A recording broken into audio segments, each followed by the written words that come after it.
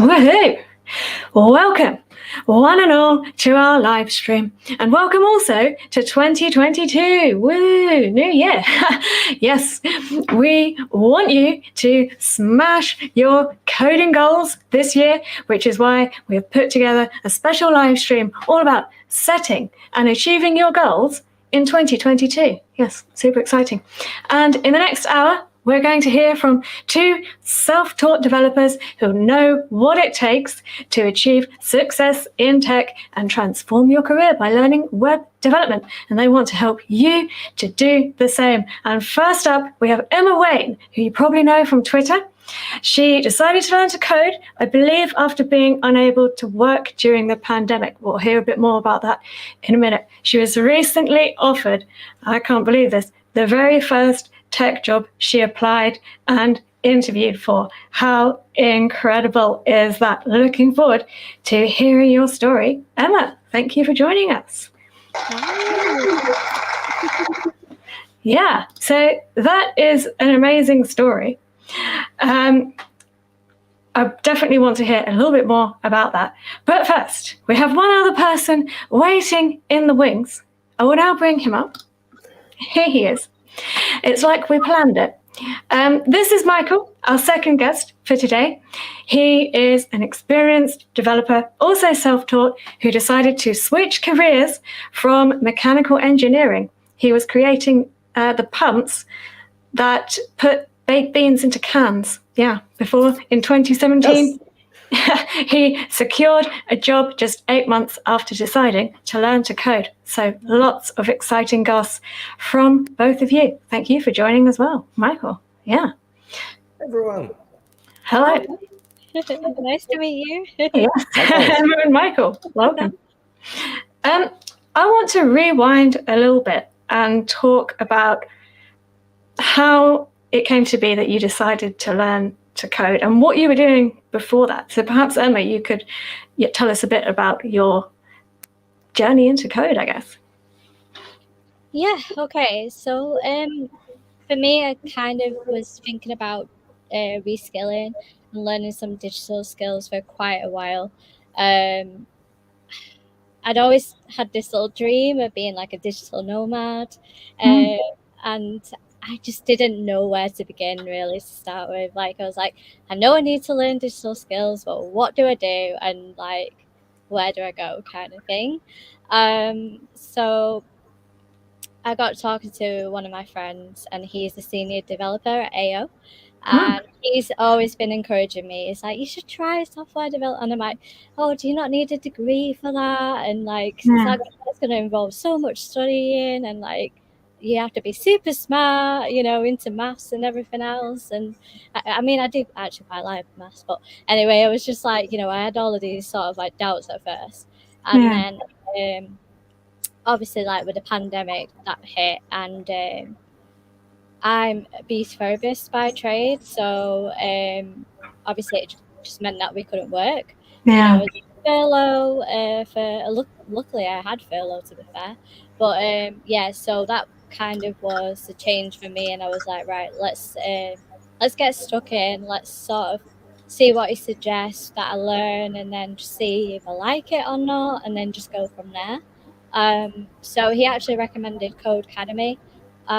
So I tried like the free plan, and I did the HTML, CSS, and I've kind of already done those things in the past, like back in the MySpace days, and probably should age a little bit now, but like I used to sort of tweak things just naturally because I was just curious. So yeah, I just started with that, and then I got onto JavaScript, which was a bit more challenging, but I thought, like this, I actually like being challenged because otherwise I get a bit bored. And yeah, it just kind of went from there, really. I kind of got addicted pretty quickly. That is a super cool story, and we're going to hear a bit more about what path you went through and what you learned and how you did it a bit later. But first, Micheal, we have someone in the chat who is just quitting their job, mechanical engineer, and trying to make their way into coding. Cheers, Micheal, says Marcel. So maybe you can tell us a bit about how you decided to switch from that career into tech. Yeah, it was actually pretty awesome to see myself saying that. I mean, I'm not quite happy that one less mechanical engineer is doing mechanical engineering, but on the other hand, it's quite good that some of us are going into dev roles. So yeah, it was quite awesome. To be honest, the reason I got into it is because one of the side projects, kind of on that job that I had, involved writing some of code, and that kind of just carried on further on. So I I was building like a little rig with Python and stuff that I was learning Python because I wanted to become a web dev, and then I used those Python skills to help me with the job of mechanical engineering. And then I was like, well, I actually quite enjoyed doing that little project, so yeah, why not? Let's carry on with that. So yeah, it's from there are a lot of principles that are very applicable, but generally a lot of people can transition to being uh, in web dev. So like the industry is so wide that any experience you have is pretty much applicable. You can definitely find a way to apply it yourself to web dev. Yeah, that's a really good idea. Finding something within your existing job where you can use coding skills to kind of demonstrate your ability. So, fabulous. I am looking forward to hearing more about that. But first, let's talk about the first tip I have in mind for setting your goal for 2022. And that is deciding what to learn / build a roadmap. Web development and tech in general, as we all know, can be quite broad and overwhelming. How do you decide what to do? Emma, perhaps you could tell us first how you tackled that. Yeah, well, obviously I had a little bit of help like with my roadmap because I had my developer friend that was kind of guiding me with topics to learn. Um, but obviously when I started, I was like reading all sorts of different things. I was like, I want to do this, I want to do that, and what do you think of this, and what do you think of that? And like he was like, well, don't learn that. That's outdated, like jQuery and stuff like that. And I was like, Yeah. okay, what do you think about Bootstrap? And he's like, nah, you should learn Tailwind and stuff like that. So I would say like it's really good if you can try and find a mentor, like, or just someone that you can ask, that will guide you a little bit. Because I feel like when you first start, you just want to do everything, Yeah. and it's good. I mean, I would read like a lot of like blog posts and stuff like that just to sort of get a rough idea of like the different technologies, because I really like to sort of learn a bit about everything. And then I think once you sort of try different things, you kind of get like a little vibe for things, and you're like, oh, I like that, and then kind of go from there. But I don't know whether or not I kind of stick to a roadmap as such. I just kind of go with my own sort of intuition, like something that I enjoy, and then like I'll stick at it, and then I kind of go deep dive on things. So yeah, like whenever I learn something, I want to learn it like just in full. Yeah. So you know, my roadmap would be quite a lot different to other people. Maybe I'm a little bit slower. Like I take my time doing it. But yeah, I would say if you are sort of confused about what to learn and stuff like that, try different things, see what you are drawn to, what you like, what excites you, and then I'd probably look as well at like different job roles, try to sort of get familiar with them and try and see what is in your area as well. There's no Yeah. point in all this tech stack and then there's like no jobs in it. So I Yeah. mean, that'd be my advice really, and that's kind of the advice that I followed at the start. Yeah, great tip about finding a mentor. But I think people need to remember that you can ask Twitter, for example, or come to our Discord. So it doesn't have to be a formal mentor situation. If you've got that, that's amazing, of course. But reach out on Twitter. There are so many helpful people out there. Emma is one of them.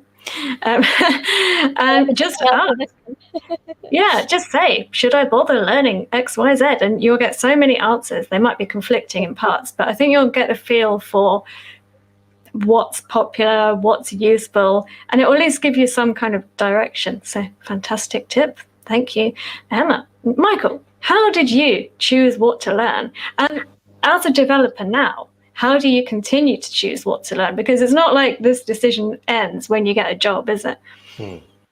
That's right. Yeah. I was kind of like, Emma warned us about when she said that she wanted to learn a lot of other things, and I was the person who like followed through, learned a lot of things for a long time, and I didn't focus on learning one thing for a long time. But yeah, it's definitely a very useful advice that once you kind of dabbled in a lot of different little things, try to focus on a few. It doesn't mean that you have to be like an absolute expert in them, but it kind of helps to be more focused. So you become better at becoming more focused on things. And the less you pay attention to more and more outside technologies, the easier it becomes for you to learn. That is a good tip. I have an interesting question here. I'm a computer science student and I want to start freelancing or a part-time job. Can I do that if I have 50% of your last checklist? Now, I think this is referring to an amazing video that Alex made recently.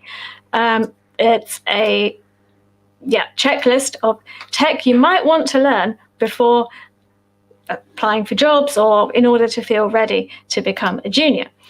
But really, this question could apply to any checklist that you might find. Can you start when you have just half of it? What is your feeling on that?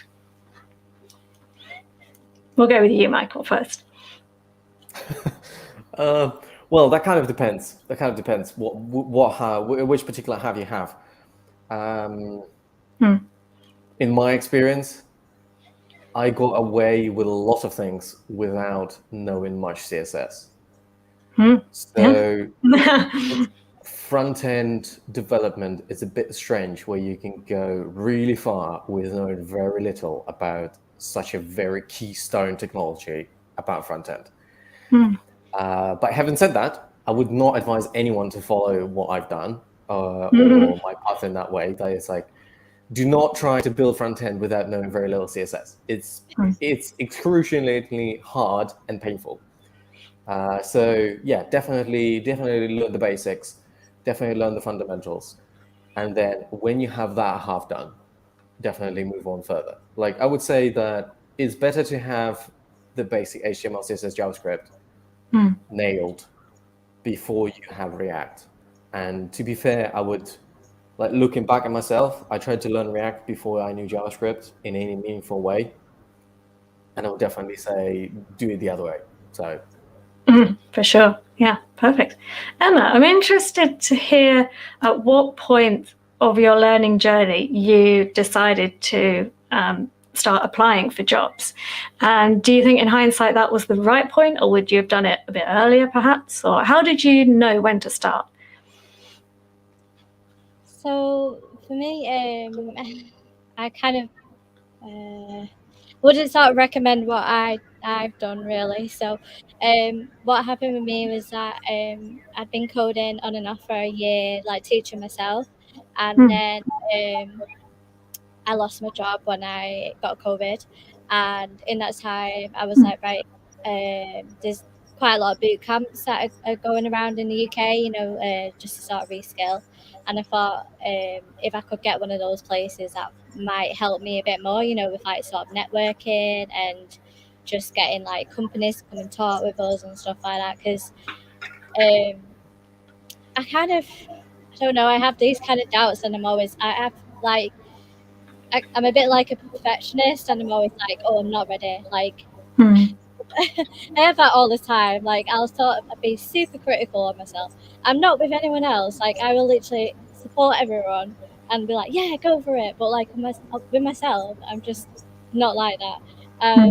So anyway, I did my boot camp, and then like we had like lots of different sort of companies coming in and talking to us, and the one that I've got a job with now, like they came and spoke to us, and so that's actually how I got my job, because I applied with them, and I was always going to be kind of a little bit fussy anyway, because I always had the intention of like working for, I know it sounds daft, but like working for a really nice and warm kind of company that cares about the environment, that cares about like the same sort of moral issues as I do, you know, that was really important to me. So I was always going to sort of apply for those kind of companies more so. Because I think if like your values like marry up with the company, then you're gonna do a lot better. And you know, you're gonna care about your job a lot more, and you're gonna sort of thrive in that working environment. So yeah, that's kind of where I went with that. I wasn't really like looking for a long time. I'd look at job descriptions and I'd be like, yeah, maybe, and be like, oh well, what is it? I think is it with women like that they read the description and then if they don't meet like 100% of it, they won't apply for it. But men, like they will. So I was kind of always like that, and I was like, right, well, maybe if I just learn this and I just do that, and I need to just go overreact a bit more, and it's just all in my head, to be honest. No, that's definitely relatable. Yeah, I think what we can learn from that then is let the company make the decision about whether you're ready or not. So you networked with these companies and then they started speaking to you, which is great. Maybe you're not in a similar position where that's going to happen to you, but you can manufacture that experience by applying, reaching out, talking to people on LinkedIn, for example, and just let them tell you if you're ready or not. So yeah, just go for it, really. Interesting question from Lacho. One of the tips for networking, asking for help, I strongly agree, but that is still confusing to ask for help because I'm thinking, will they be busy? Will they like me asking? Or will they want to reply? What's your take on that? Micheal, you do some work on the Scrimba Discord. How do you feel about what Lacho is saying? He's reluctant to ask for help because feels like he's imposing on people, basically. I think it kind of depends in what circumstances you're asking those questions. If you're asking in general chat or like Stack Overflow, there's literally no guilt attached to any of it whatsoever. But I think when you're DMing people, you kind of have to have a little bit of a more personal relationship with them. But you know, Lacho can DM me anytime on Discord. I'll answer any of his questions. It's fine. It's it's kind of it depends more and more on your personal relationship with the person when you're doing a really personal question about like, oh, I have a problem with this. Can you help me? So I would say probably ask generally more people first. And then if you think that a particular individual has an expertise in something, then write them like a cold email or something to ask for their help. There are some tips on how to write those. Keep it short, and then just go straight to it. Yeah, and that's it. Like most of the time, people find, it's like helping strangers is a little bit unusual, but most people kind of do it. It's it kind of feels nice. So yeah, don't feel afraid about it, because the worst that could happen is, well, you'll probably get ignored. That's not that bad, to be fair. Yeah, and don't forget as well that helping people also helps yourself because it can help you to learn things in more depth or to really kind of maybe identify something you don't know. So it does go both ways. Yeah. If you have your own questions for Micheal and Emma, do drop them in the chat and I'll do my best to learn them. But for now, I want to go on to did I say learn? I meant ask. Anyway, I want to go on to the second tip I have, which is making smart goals. Now, I had to write down earlier what this means because I always forget the acronym. Micheal probably knows it off by heart. But this is specific, measurable, achievable, relevant, and time-bound goals. So if you say, for example, I'm going to learn to code, that's very vague. There's no time limit to it. There's no definition of done. It's very difficult to have a box that you can tick and say, yes, I've done it. What kind of smart goals did you set yourselves? Or if you didn't, would you set yourself now if you were learning to code? I'll open that question to both of you. Yeah. Do you want to go, shall I? You can go first, yeah. So I think for me, like, I don't really do the whole SMART goal thing. I have more intentions because, life kind of gets in the way a little bit. And I think when you are first starting to learn something, you can't always put time on it. You can maybe like put like a few months on it or something like that, but sometimes you just really don't know how long it's going to take you to learn something. I'd be a little bit mindful of that when you are starting out, because if you set yourself a time limit and it's too soon, you're literally going to rush through all of the concepts just to sort of like, oh yeah, I've done that, and then you've literally not took anything in, and you're Yeah. going to have to redo it, you know. So when I was kind of learning how to code, like you'll have the same with your platform and stuff. I would go off the progress sort of monitor, you know, like, oh, I've done 10% from just doing these modules, and then kind of work out like from there, like how I would sort of set goals for myself and like what I'd want to achieve roughly within that month or within 3 months or so. And just kind of go from there. But I always gave myself grace. I mean, when you learn something new, like, you know, it takes time. You're gonna run into lots of different obstacles, and you're gonna have a lot of like doubt, and then, you know, it's a roller coaster, isn't it? You know, and it's quite intense. So, you know, just give yourself grace, and just have sort of rough goals to achieve. But like, just don't compare yourself to other people, and don't put too much pressure on yourself. You should be learning because it's fun. You know, if it's not fun, you're not going to enjoy like learning more, and you're not going to make as much progress if it's not as fun. That's just my opinion. Yeah, completely agree on giving yourself a time frame to learn something is counterproductive. I know this from experience, because I gave myself a totally arbitrary time frame to learn to code, and then the result of that was just feeling a horrendous amount of pressure and generally being really stressed for the best part of a year. But what you can do with the T in SMART is say something like, for example, I'm going to spend an hour every day or half an hour every day, and use it in that kind of respect. So you can measure your input even if you can't necessarily say, oh, I'm going to learn JavaScript in 3 months or whatever. So maybe that's an approach you might like to use. Yeah. Micheal, you were very determined when you were learning to code. I remember this. Was there a specific goal you had in mind, or was it more kind of vague for you? And would you do it any differently now? I think, well, my main goal was when I started learning to code, my main goal was to get a job in tech. So I had kind of like a clear direction.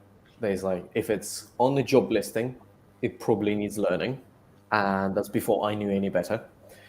And then I kind of, researched more and realized that actually half of what's on the job listing needs learning. And then, you basically go from there. You kind of like, you just like, my roadmap consisted of just pulling a lot of different job listings and trying to like aggregate what's like the most useful knowledge to know from all of these different jobs. But, it's like trying to learn brain surgery and heart surgery and lots of things. It's like some of those things probably shouldn't be learned. You have to commit yourself to one direction. But I would say that I had a very process-oriented goal as well. It was more like you need to learn to be hireable. So it wasn't like I need to learn Python, because what's that? When a lot of like, I want to get hired, it's a little bit more measurable, because you have an interview. If you don't get hired, you kind of know where roughly you need to get better at. So it's a process that course corrects pretty easily itself. Yeah. And a lot of times people apply SMART goals to something like, I want to learn React.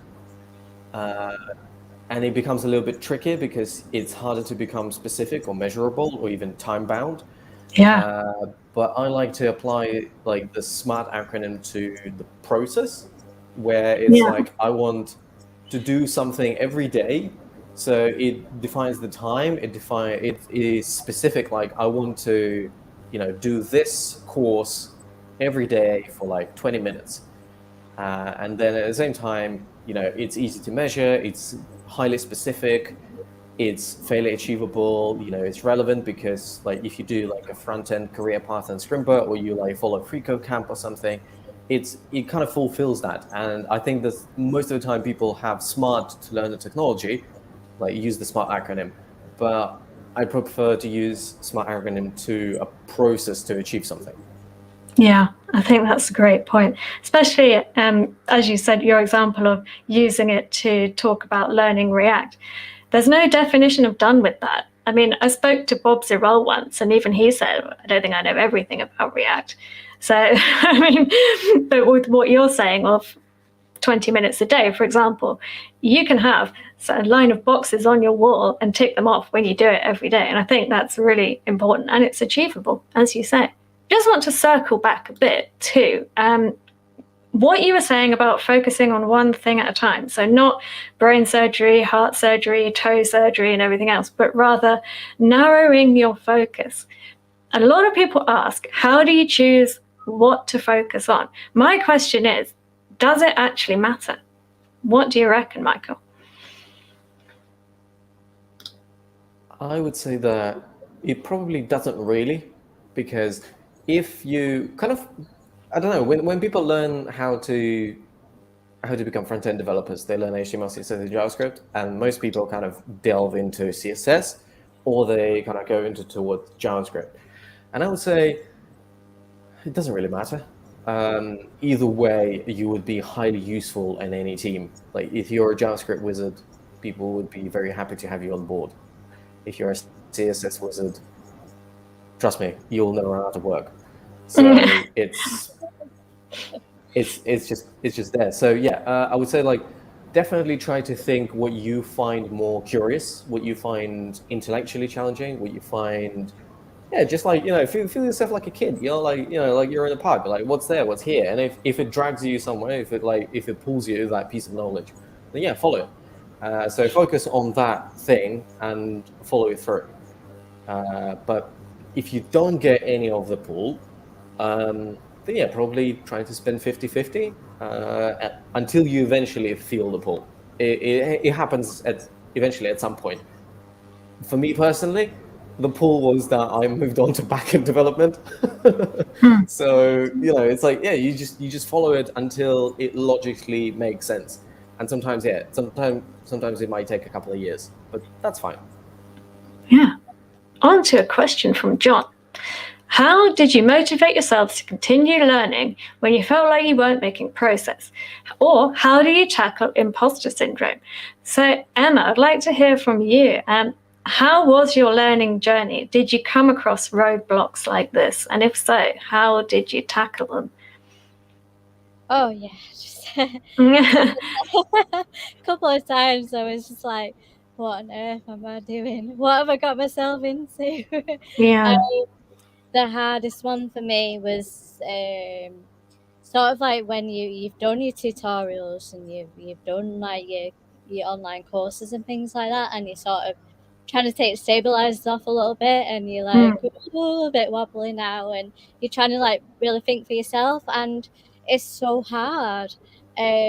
So that was like the sort of like the biggest challenge for me was learning to like problem solve. Like I know you do it sort of like in everyday life, but it's different when you're like doing computational thinking, like, and it kind of just like hit me like a brick wall, like literally.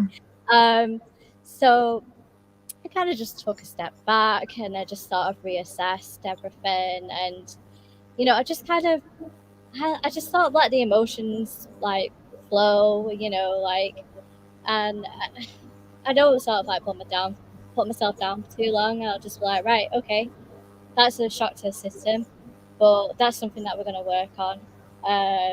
I think if you have a growth mindset, then you can always just get yourself back on track with anything in life, really.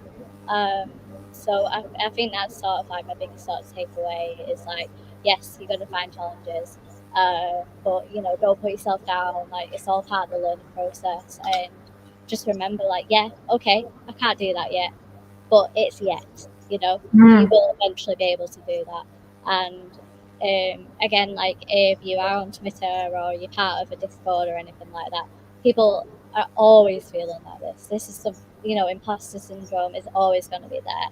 and it's natural because it's like it's just a shock to the system when you like a challenge, and that's good. You want to be challenged, you know, like, and it means that you're growing as a person, and you're growing in what you're doing, so you're making progress, like, regardless. If you're starting to feel like that, then you're doing something right, I think. So Yeah, I completely agree. And actually, I had a tip down that I wanted to share, which was do things on the edge of your comfort zone. And what I had in mind with this is exactly as you're saying. If you're feeling comfortable all the time, are you really growing or learning? Like, when you're feeling a little bit scared, perhaps, or uncomfortable, that just means that you're progressing, exactly as you say, Emma. So, yes, thank you for sharing that. How about you, Michael? Can you tell us a bit about how you persevered with learning to code when it was difficult? Any thoughts of imposter syndrome and how you dealt with that? Yeah, for me, it was at some point I kind of started keeping a diary of the things that I'm learning. And then it was quite helpful to look back like a week, a month, a couple of months, and then you can kind of just see it in a little bit more of a perspective where you came Oh, from. nice. And I Yeah. think that kept a very good outline to keep myself like, okay, I'm actually not just staggering through the same thing Yeah. again and again. So I'm actually making some progress, even though it's like if I didn't have it, I would be like, I haven't learned anything, and it felt like I haven't learned anything. But Yeah. clearly on paper, I'm reading it. It's like as if it was some other person that I'm reading about. Hmm. But it was helpful. So I found it highly helpful, and I would highly recommend it to do the same thing. As like write it down on a piece of paper or Google Sheets or whatever. It doesn't matter. I second that Uh, because I did that too. So Oh, great. yeah. yeah, Yeah. it is just so helpful to actually think, oh, I'm so useless, and then you look at it and I was like, actually, maybe not. maybe Yeah. I did all right.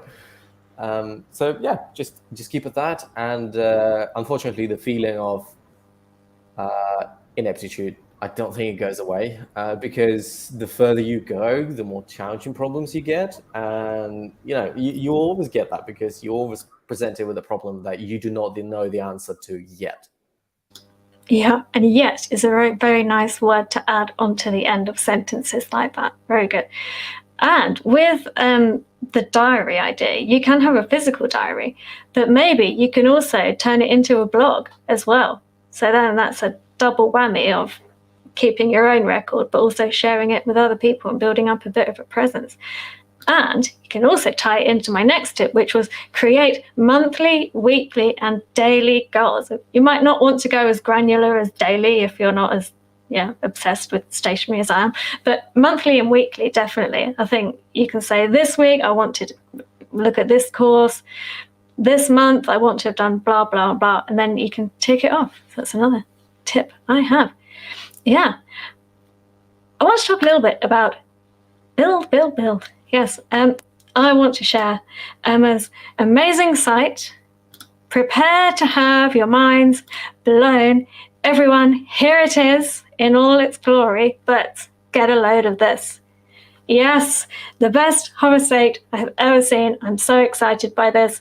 I think that the entire internet should have this hover state. Okay, with that out of the way, what is the benefit of building? And what effect did that have on your job search? Emma, you mentioned it when we were talking on Twitter that you were going to talk a little bit about what your interviewers liked. How did that go? Yeah, so for me, like, I know we say like build, but I was doing all the learning and like barely any building. So don't listen to me. Don't do that. Once you've learned a concept, build something and put it on GitHub, for Christ's sake. I Yeah. was late to the party with absolutely everything. So with my interview, they weren't really interested in all that kind of stuff. But the guy had looked at my GitHub, and so it pulled some things up from there. So what he really liked was that there was a project on there. It's a positive affirmations generator. So he pulled that one up, and he was like, I really like this because this tells me who you are as a person. Yeah. So he's like, so I can really understand who you are and what you're about.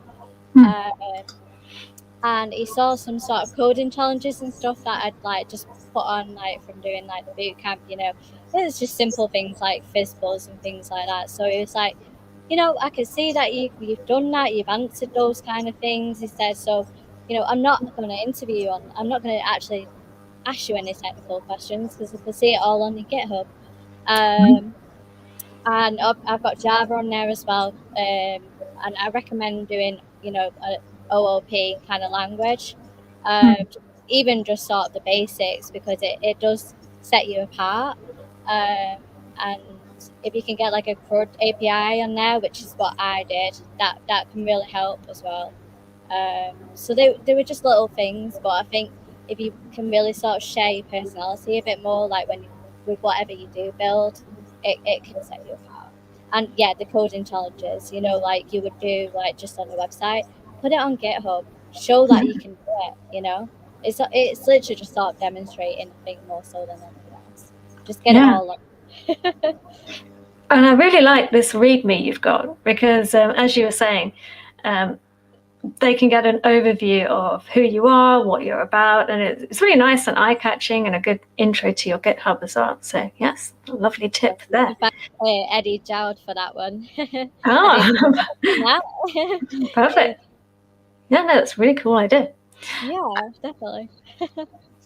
Interesting question from Kelki. How did you tackle your data structures and algorithms? What were you asked about them for your first couple of jobs? Emmy, you just mentioned FizzBuzz there. Did you go very deep into data structures and algorithms in your boot camp, for example? Did it come up in the interview? No. Yay! Sorry. No, I've kind of only really touched the surface of data structures and algorithms. I kind of wanted really to focus more on the front end.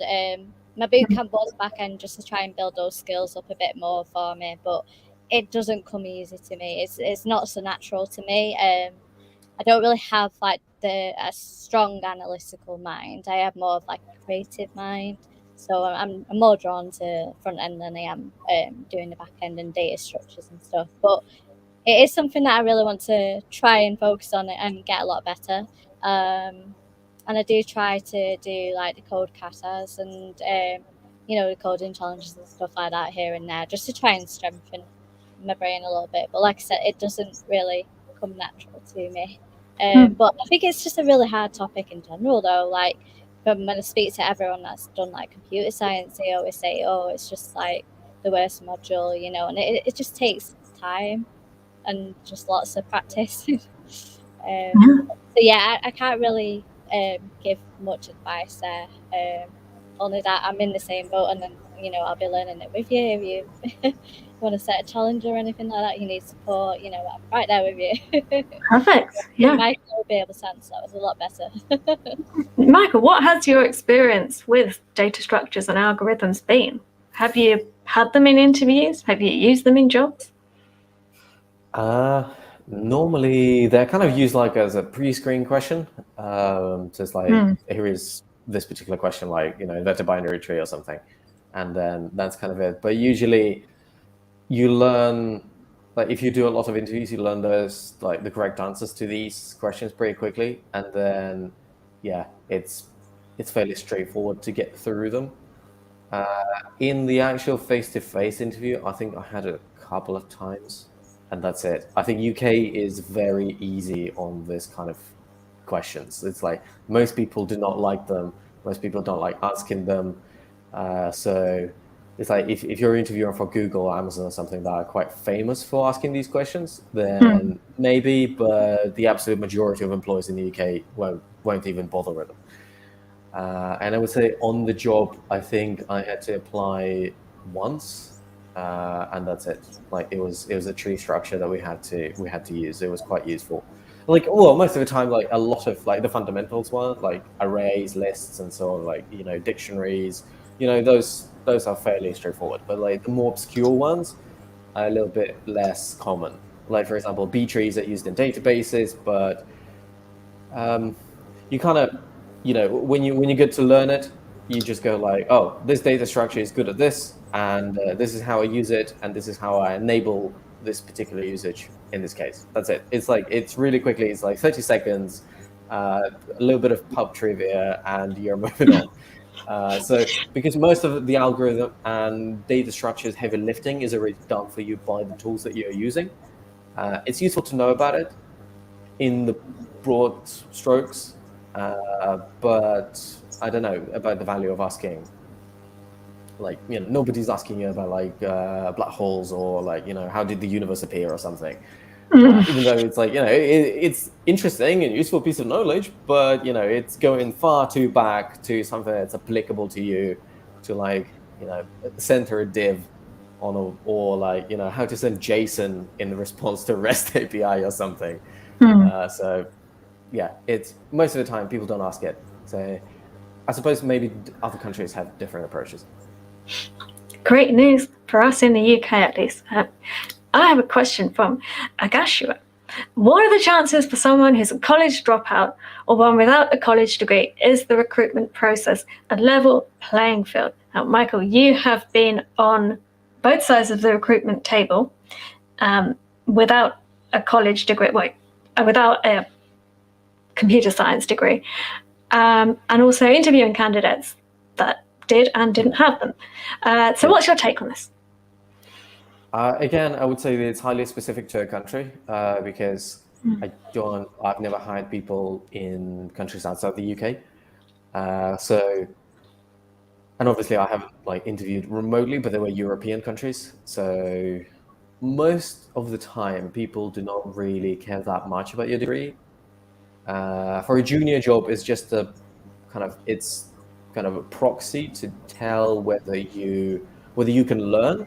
But most of the time, if you have a lot of projects and you've built some stuff, then it's like, yeah, okay, you can learn. That's it. You can learn, you can build, and most people don't really care about your degree. So my parents feel very proud that I did university. But to be honest, apart from that, I'm not sure I found much use out of it. So yeah. Well, yeah, that's a good point. So I would like to know a little bit about my next tip, and I would like to ask Emma this question. It is about getting your resume up to date. Now, Emma, you've spoken a little bit about how a company approached you through your bootcamp. So I'm not sure how much you had to use your resume. Can you tell us a little bit about that? Yeah, so on the bootcamp, we got a little bit of help doing our resumes. We put it through like a CV builder. Sorry, it feels weird me saying resume. Yeah, me too, actually. I don't know why I wrote that. So yeah, we put it through like a CV builder, and it would like get scored, and it would tell you what parts you need to focus on.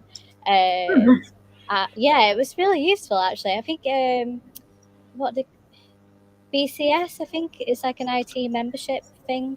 We got we got like access to all of those kind of tools. So I obviously used it. Anything like that you throw at me, I'm going to use. So yeah, it was like scoring everything, and it was like just sort of telling you what you could put on your CV to make it a lot stronger, and go like the formatting and stuff like that. And one of them as well, they actually marked down like it's good to save your CV often, because I got marked down on that, and I'd like never even thought about that. But yeah, just save it often, even if you're not like changing anything with it. But it just shows that it's up to date, like, and I'd never even thought about that. So now, obviously, I don't have like a tech background, so for me, my CV is very much about sort of customer service, like, and team building and all that kind of stuff, like how I get on with people and just really playing up my soft skills, because I think they are really important. And like a lot of tech recruiters actively look for people that are like that. So I just made sure that I had a really strong skills there, and achievements as well that I'd done with each role. Because a lot of people list what they do in the role, but you want to sort of speak about what you achieved there. Sort of like measurable, quantitative kind of like data that they can look at and be like, oh well, she's improved profits by this much or whatever. I had that, and I had like a focus on like my personal statement, like what I was doing, what I was learning, and like my hobbies and interests. I tied in all of my what I'd been learning with like my coding and stuff like that. So yeah, I had like loads of information all on one. I don't know how I fit it all on one page, but I did. It was okay. And yeah, so I sent that in to the company, and then there was an online process, an application process with that, and it was all to do with like your motivations for learning to code and kind of what you'd been doing and the motivations for like working at the company. So those kind of questions are really easy for me because that's kind of what I'm looking for already. Like I'm always sort of like looking where I fit in, like, and what values companies hold, and I'm asking those kind of questions myself. So I will go out my way to apply for the company that I think I'm gonna like sit well with, kind of thing. So that was kind of all the application process for me when I applied for the job. And I would also say that it's good to throw in some keywords if you can. If you're reading through their company values and their missions and stuff like that, try and get some of those words in with your CV as well. And if I don't know about cover letters, like how important they are, but I used to always write cover letters as well, like for any job that I applied for. Obviously, if it's a numbers game for certain people, then that gets a bit tedious. But with my application, I took time to make sure that I was hitting like all the right sort of company values and like where it aligned with mine as well. So, sorry, waffling. No, not at all. I really like the tip about re-saving your CV so it's bang up to date with the age of the document. That's a really good tip. And what you said also about don't think you're starting from level 0 just because you don't have a tech background, because there's so many skills that you can bring in from any other industry, which people are really looking for in the tech industry. So definitely highlight those on your CV. Micheal, I happen to know that you recently hired a CV writer, and I'm interested to know what they changed, if anything, and whether you think it had any effect. Yeah. Well, recently that was like a year ago, but it was mostly. That was actually quite interesting. That was an interesting process because I always read the advice on Twitter, like hire someone professional to do something for you because that's what they do every day. They definitely, like normally CV, like every advice you read about CV, they tell you like focus on something highly specific, like what value have you created in the job, like try to quantify it in a number. And every time, like a lot of my jobs were very vague because it's like it's not really like, oh, I made the web server 25% faster or something. It's not quite that specific. But once you have a CV writer, they literally go like, okay, now I get what you're saying, but can you give me examples of something quantifiable? So they really make you focus on something like that. And it does definitely put a lot of focus and tell you to like focus on the bits of the CV that pop their attention, that make people write. So basically, I found myself that the main benefit of CV writers is that they will make you focus on the good advice that you can read for free on the internet.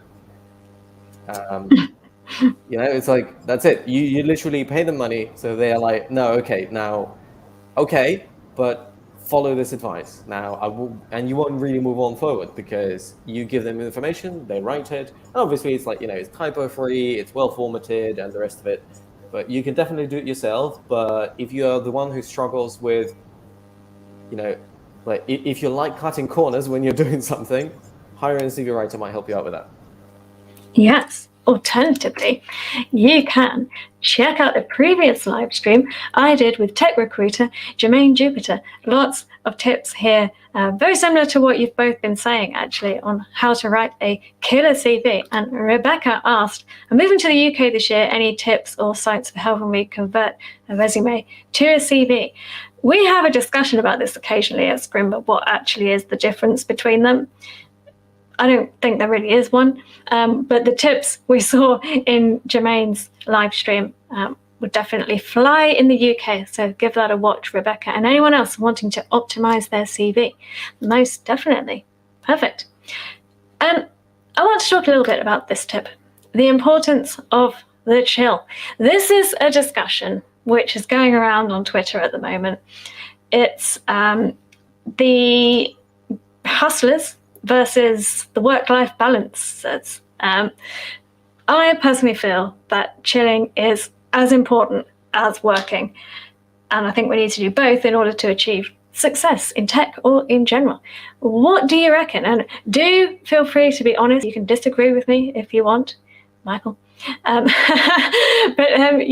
let me know. What do you reckon? Emma, I'll start with you. Yeah, so I'm going to be siding with the importance of chilling. I'm a very chilled person. I really take care of my mental health. I think it's so important. I'm a huge advocate for self-care and looking after yourself. It's productive to rest, okay? Like, people are like, oh yeah, I've got to be on it like 24/7. I've got to cram all of these hours in and all the rest of it. It's like, your brain will only take so much, right? Okay, like, you are literally sort of wasting your time half the time because you're not absorbing all that. If you're not resting, you're not gonna like perform as well as you would do if you were rested, okay? It's like information overload half the time, and it's, I don't know. I think it's better to like just have one like solid hour of like quality, like focus. You know, you're well rested. You're really taking this information in. You're really like in the zone coding wise. And it is to waste like 8 hours and you're just sort of getting distracted or you're tired and you're just not really like focusing so well. Yeah. So for me, like work-life balance, like I'm always thinking about it. Like, it's so important. And I think that I feel that way a lot because, you know, I've been there. I've worked the 60 sort of 80-hour weeks, you know, and I've been out. Like, you know, I run myself into the ground and I suffered really bad with anxiety. You know, I had to take time off work, and it's just not worth it. It's really not worth it. Like, just be gentle with yourself. You know, we all have to deal with so much going on nowadays, and you know, working remotely is like a new challenge in itself. Working in the pandemic, you know, we've got enough like to deal with. So just sort of be gentle on yourselves and just take it easy. I think that a lot of people try and just compare themselves. They see people on Twitter and they're like these hustlers, and they're like, it's all, I think it's all fluff, half of it, you know, like they're gonna it's like, you know, they're gonna talk about all the highlights and stuff like that, but you really just don't know what it's like for them behind closed doors, you know, like they'll tweet whatever that gets engagements, and you know, half the time. Please don't come for me like these influencers, but that's the way that I think. I think it's all smoke and mirrors, if you ask me. Yeah, there is only so much you can do, most definitely. Definitely liked your tip about it's productive to rest too. Michael, how do you manage your work-life balance? Yeah, generally, well, I kind of come from the culture where, you know, like looking after yourself mentally is pretty much not really a thing people do. And when I moved over to the UK, it was quite jarring to see like how people actually talk about their feelings and stuff. I was like, "Oh, really? People do that?" But on the other hand, it definitely like this kind of attitude of ignoring your mental health definitely catches up with you eventually. So I would highly recommend that, you know, people, just take your time, relax. Also, like, you don't really learn that much when you're stressed. or you're in really weird, really pressured environment. Like if you have like circumstances where you have to learn something really quickly, like, or you put like, if life puts you into that pressure, then yeah, it's hard to get through it. But if you created that for yourself because you just saw someone on Twitter and you decided to like, oh, I need to do this, like I need to get a job in 3 months, that's very self-created pain point. So definitely give yourself a little bit more time. And like we mentioned earlier, that focus on the process rather than the outcome in a particular time period. And you'll just feel a little bit easier. And also, yeah, you'll definitely learn much more when you're in the flow and it feels a little bit more relaxed than when you're stressed. Again, I'm not a brain scientist or anything like that. I'm just, yeah, it worked for me. And if it works for you, then fair enough. But if you learn better when you're really stressed, I don't know, maybe like there is some research, maybe like someone who actually knows what they're talking about will definitely say like, oh wow, this needs researching, and maybe it's like Nobel laureate or something. I think what we can take away is do what works for you, but I certainly think for most people it will not be totally stressing yourself out. Yes.